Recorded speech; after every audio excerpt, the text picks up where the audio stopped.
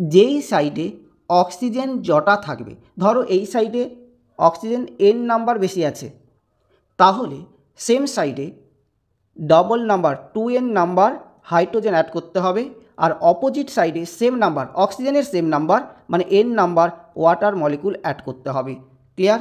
আবার বলছি, যেই সাইডে অক্সিজেন জটা বেশি থাকবে সেই সাইডেই তার double number hydrogen H+ add করতে হবে, এবং অপোজিট সাইডে অক্সিজেন জটা বেশি same number water molecule add করতে হবে।